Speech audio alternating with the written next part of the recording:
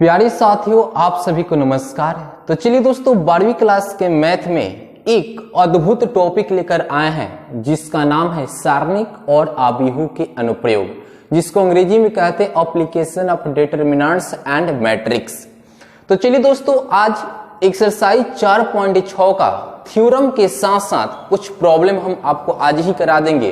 तो चलिए दोस्तों, my name is बृषेश्वर Kumar Pandit और आप सभी का प्यारा सा चैनल बृषेश्वर बेस्ट क्लास पर स्वागत करता हूं। और दोस्तों, एक आपसे छोटा सा रिक्वेस्ट करता हूं कि आप अभी तक मेरे चैनल को सब्सक्राइब नहीं किए हैं तो आप मेरे चैनल को सब्सक्राइब कर बेल आइकन के बटन को प्रेस कर दीजिए, ताकि जब भी मैं वीडियो अपलोड करूं सबसे पहले नोटिफिकेशन आपको ही मिले। तो चलिए दोस्तों, बहुत बढ़िया टॉपिक है और ये पेपर के दृष्टिकोण से काफी महत्वपूर्ण है। तो चलिए दोस्तों, इस चैप्टर की क्वेश्चन को बनाने के पहले इस चैप्टर की थ्योरम पर जबरदस्त पकड़ बना लेते हैं, ताकि थ्योरम का जबरदस्त पकड़ हो जाने के बाद क्वेश्चन अपने आप सॉल्व हो जाएगा। तो चलिए दोस्तों, मेरा जो कर्तव्य है पहले थ्योरम बताने का वो शुरू करते हैं और आप देखते रहिए। और लास्ट में आप क्या कर लीजिएगा, या स्क्रीनशॉट ले लीजिएगा। स्क्रीनशॉट लेने के बाद आप आराम से पेज में नोट कर सकते हैं। तो चलिए दोस्तों, सबसे पहले यहां पर लिखे हैं संगत निकाय, इसको समझते हैं। यानी निकाय संगत कहलाता है यदि इसके हलों एक या अधिक का अस्तित्व होता है। दोस्तों, इसका अर्थ क्या होता है कि अगर ऐसा कोई रैखिक समीकरण दिया रहे और उसको इस तरीके से कन्वर्ट कर मैट्रिक्स के रूप में कन्वर्ट कर उनके सारणी का मान निकाला जाए, और सारणी के मान निकालने पर यानी सारणी का मान 0 के बराबर नहीं आता है, तो जो दिया गया समीकरण निकाय होगा वो क्या होगा, संगत होगा। ये क्या होगा जी, संगत होगा। देखिए, आप आराम से समझ जाएंगे हर बात को, एकदम कोई दिक्कत नहीं। आप बेचैनी में मत पढ़िए, एकदम बिल्कुल ध्यान को केंद्रित करिए और एक एक बात को समझने की कोशिश करिए। हर बात आपके दिमाग को टच करेगा। तो चलिए दोस्तों, हमने क्या बताया कि संगत निकाय क्या होता है, कि निकाय संगत कहलाता है यदि इसकी हलों एक या अधिक का अस्तित्व होता है। यानी प्यारे बच्चों, इसको समझ लिया जाए कि अगर ऐसा आपको रैखिक समीकरण दिया रहे तो इसको यानी मैट्रिक्स के रूप में कन्वर्ट कर जैसे मैट्रिक्स के रूप में कन्वर्ट हो गया है और इसका डिटरमिनेंट्स का मान निकाला जाए, डिटरमिनेंट्स का मान 0 के बराबर ना हो, तो दिया गया जो निकाय होगा वो क्या होगा, संगत होगा। वो क्या होगा, संगत होगा। दूसरा, असंगत निकाय।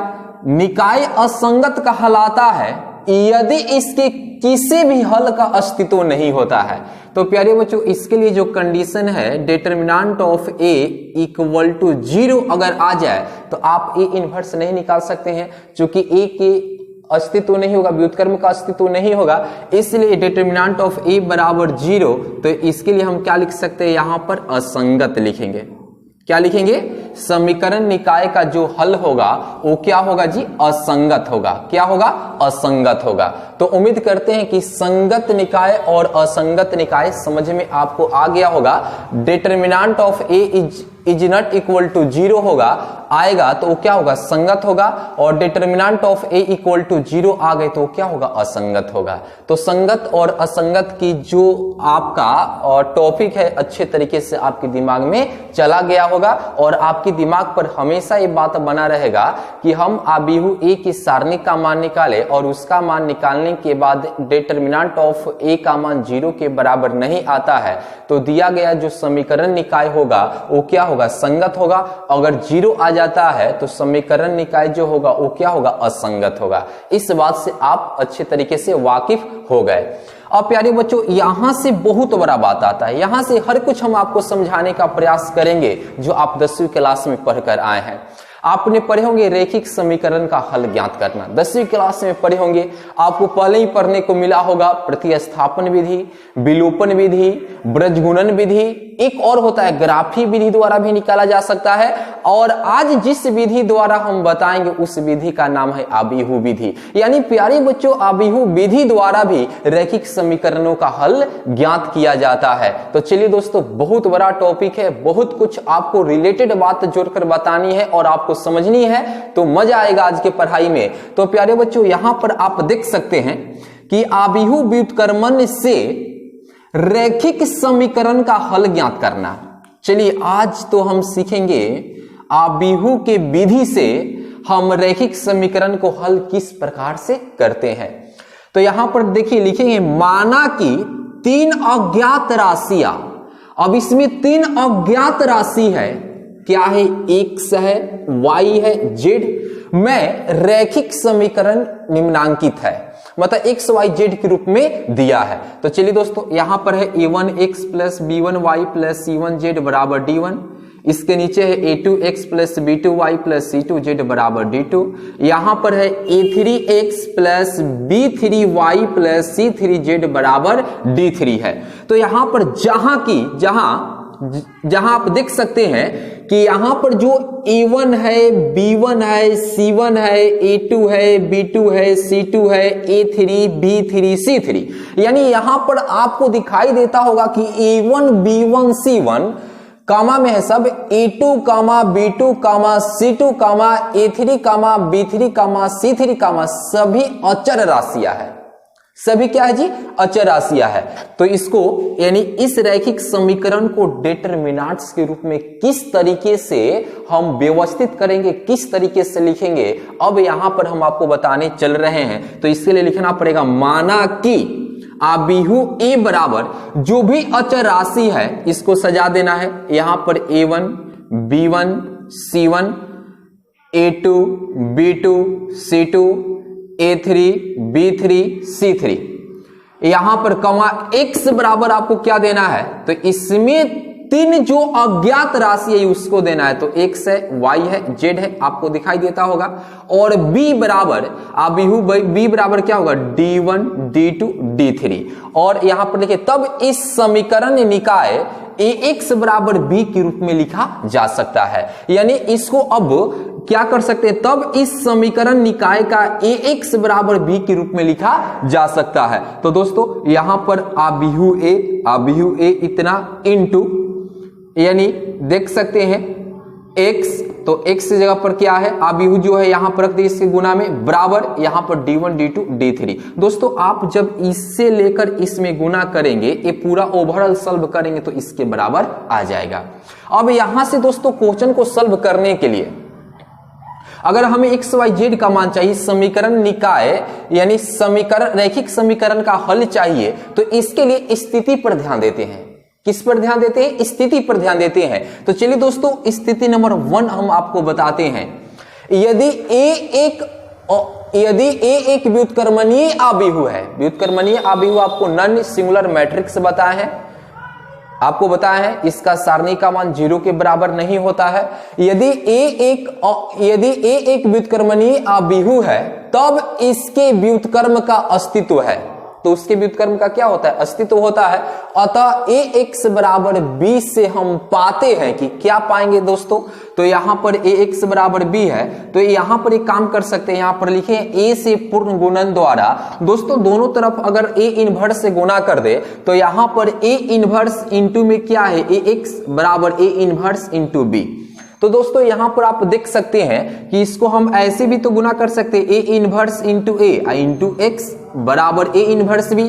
तो दोस्तों यहां पर एक बात आपको समझना पड़ेगा कि अगर कोई आबिहू a है और इसका व्युत्क्रम निकालकर गुना कर दिया जाए तो ये i के बराबर आता है। किसके बराबर आता है, i के बराबर आता है। तो दोस्तों इसके बराबर हम केवल i देंगे, इंटू में x है तो x बराबर a इनवर्स इंटू b। तो दोस्तों किसी भी आबिहू में आइडेंटिटी मैट्रिक्स से गुना करते हैं तो वही आबिहू होता है। तो यहां पर x बराबर क्या होगा, a इनवर्स इंटू b। तो दोस्तों रैखिक समीकरण का हल ज्ञात करने का एक नया सा फॉर्मूला, x बराबर क्या होता है, a इनवर्स इंटू बी। और आपको ए इनवर्स कैसे निकाला जाता है ये तो आप अच्छे तरीके से समझते हैं। तो दोस्तों अब बहुत मजा आएगा। अब देखिए स्थिति नंबर 2 पर ध्यान दिया जाए तो दोस्तों यानी इसके लिए ना ये सब इतना रहा। चलिए स्थिति नंबर 2 के लिए, स्थिति 2 के लिए यानी कहता है determinant of A equal to 0 हो, मतलब ए असंगत होगा, 0 हो। इस स्थिति में हम एडजॉइंट ए इंटू बी ज्ञात करते हैं। क्या करते हैं, एडजॉइंट ए इंटू बी ज्ञात करते हैं। और ज्ञात करने के बाद दो फैक्ट पर आपको नजर देना होता है। यदि adjoint A into B is not equal to 0 matrix, तो ये शून्य आव्यूह है, तब इसका कोई हल नहीं होता है और ये क्या होता है, असंगत कहलाता है।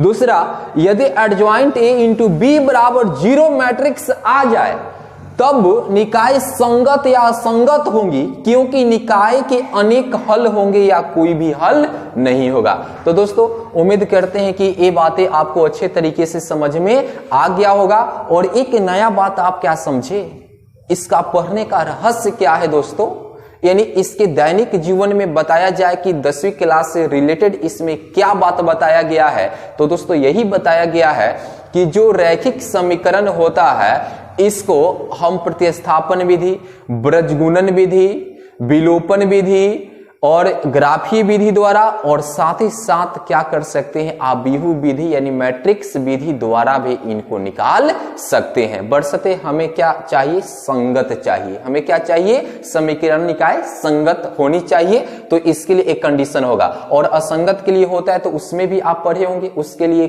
कौन कौन से हल होता है जो आप अच्छे तरीके से समझते हैं। तो चलिए दोस्तों अब इसको हम मिटा देते हैं और बढ़ते हैं प्रॉब्लम की ओर। और ये दोस्तों दो बार तो जरूर याद रखिएगा कि डिटरमिनेंट ऑफ ए आ जाए इज नॉट इक्वल टू 0 आ जाए तो समीकरण निकाय संगत होगा, अगर 0 आ जाए तो समीकरण निकाय जो होगा वो क्या होगा, असंगत होगा। उम्मीद करते हैं कि ये बातें आपको अच्छे तरीके से समझ में आ गया होगा। और दोस्तों आप स्क्रीनशॉट ले लीजिए और इसको अच्छे तरीके से कॉपी में लिख लीजिएगा और एक बार पढ़िएगा तो आपका एक्सरसाइज 4.6 का थ्योरम एकदम कंसेप्ट के साथ, बेसिक कंसेप्ट के साथ क्लियर हो जाएगा। तो चलिए दोस्तों यहां से हम मिटा देते हैं और बढ़ते हैं प्रॉब्लम की ओर। प्रॉब्लम बहुत मजा आएगा बनाने में और आप देखते रहिए, समझते रहिए और आगे बढ़ते रहिए और कुछ अच्छे करते रहिए, मजा आएगा जिंदगी जीने में।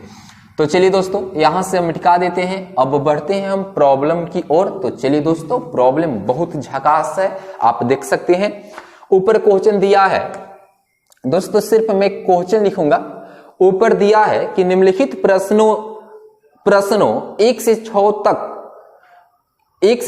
तक दी गई समीकरण निकाय का संगत अथवा असंगत के रूप में वर्गीकरण कीजिए। बहुत दोस्तों आसान क्वेश्चन है। दिया है x + 2y = 2 और यहां पर दिया है 2x + 3y = 3। बताने की समीकरण निकाय संगत है या असंगत है। तो दोस्तों बहुत बढ़िया क्वेश्चन है, यानी आप देख सकते हैं बहुत बढ़िया क्वेश्चन है। इस क्वेश्चन को यहां पर लिखेंगे, दिया गया समीकरण निकाय को किस रूप में लिखते हैं सर? दिया गया समीकरण निकाय को ax = b के रूप में लिखा जा सकता है। तो चलिए दोस्तों दिया गया समीकरण निकाय को ax = b के रूप में लिखा जा सकता है। तो दोस्तों यहां पर लेट आव्यूह a बराबर आपको क्या मिलेगा, आव्यूह a बराबर आपको क्या मिलेगा, तो आव्यूह a बराबर आपको क्या मिलेगा, तो x का गुणांक 1 है तो 1, यहां पर 2 है 2, यहां पर 2 है 2, यहां पर 3 है 3। यहां पर x के लिए यहां पर क्या होगा, x हो जाएगा, y हो जाएगा और आपका b बराबर क्या होगा, तो दोस्तों b बराबर क्या होगा, 2 3। अब चलिए ये जो आव्यूह है इसके सारणिक का मान निकाल लिया जाए। तो इसके सारणिक का मान निकालिएगा तो इसको सारणी के रूप में लिख देते हैं। तो दोस्तों आपको मालूम है इससे इसमें गुना 3 एकम 3 -2 दूना के 4 बराबर -1 हो जाएगा, इज नॉट इक्वल टू 0। 0 के बराबर नहीं आया, तो जब 0 के बराबर नहीं आएगा तो दोस्तों मैंने कंडीशन आप देखिए हमने क्या बताया, इसके लिए संगत बताए और इसके लिए क्या बताए, असंगत बताए। तो दोस्तों आप देख सकते हैं कि दिया गया जो समीकरण निकाय है वो क्या होगा, संगत होगा। यानी यहां पर अभी लिख सकते हैं यहां पर ऐसे कि determinant of A is not equal to 0, 0 के बराबर नहीं है, अतः इस आबिहु का व्युत्क्रम का अस्तित्व है, व्युत्क्रम का अस्तित्व है, व्युत्क्रम का अस्तित्व है। क्या है? व्युत्क्रम का अस्तित्व है। अतः इसलिए लिख सकते हैं, इसलिए दिया गया समीकरण निकाय संगत होगा। क्या होगा? संगत होगा। यही रहा आंसर। उम्मीद करते हैं कि ये प्रॉब्लम आपको अच्छे तरीके से समझ में आया होगा। तो दोस्तों इस प्रॉब्लम को आप उतार सकते हैं, केवल आपको संगत और असंगत के वर्गीकरण करना है। तो दोस्तों संगत और असंगत का वर्गीकरण करने के लिए ये जो धांसू ट्रिक हमने बताया यही काफी है। तो चलिए दोस्तों अब इसको यहां से मिटा देते हैं। अब चलिए इस टाइप की प्रॉब्लम को आप गर्दा उड़ा सकते हैं, ठीक है, गर्दा उड़ा सकते हैं एकदम। तो चलिए दोस्तों 2 नंबर क्वेश्चन 2x - y बराबर 5 x + y बराबर 4। क्या दोस्तों इस क्वेश्चन को आप हिला सकते हैं? कहेंगे सर बिल्कुल आराम से बना सकते हैं। जैसे मैंने 1 नंबर क्वेश्चन बनाया वैसे ये भी क्वेश्चन आपको बनानी है। बहुत मजेदार क्वेश्चन है, आप इस क्वेश्चन को अच्छे तरीके से टेकअप कर सकते हैं। तो चलिए दोस्तों यहां पर लिखेंगे, क्या लिखेंगे दोस्तों? अभी हम बताएं कि दिया गया समीकरण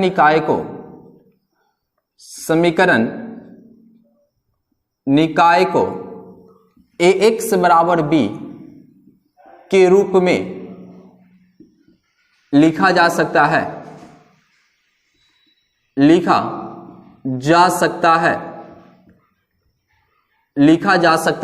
तो दोस्तों यहां पर क्या करेंगे? लेट a बराबर आबिहु a बराबर क्या होगा जी? 2 होगा, -1 हो जाएगा, 1 हो जाएगा। समझ में आता है ना? इसका गुणांक -1, इसका गुणांक 1 और इसका भी गुणांक 1। x बराबर क्या लिखेंगे दोस्तों? x y देंगे और z और b बराबर क्या लिखेंगे? तो b बराबर लिखेंगे 5 और यहां पर 4। और दोस्तों यानी इस आबिहु का सारणी का मान निकालेंगे तो डिटरमिनेंट ऑफ ए तो 2 -1 1 1 इसलिए निकाल लिए। तो दोस्तों क्या होगा? गुना करेंगे 2 माइनस, ये माइनस प्लस कर देगा, 1 हो जाएगा 3 इज नॉट इक्वल टू 0। तो दोस्तों ए इज क्या होगा? यानी आबिहु ए, यहां पर लिखेंगे a determinant of A is not equal to 0। यह व्युत्क्रमणीय आबिहु है, व्युत्क्रमणीय आबिहु है, नॉन सिंगुलर मैट्रिक्स है। इसका व्युत्क्रम का अस्तित्व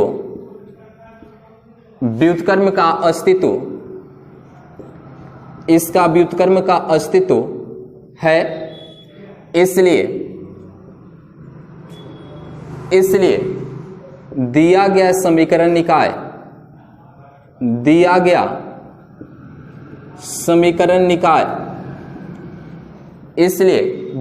समीकरण निकाय क्या होगा जी?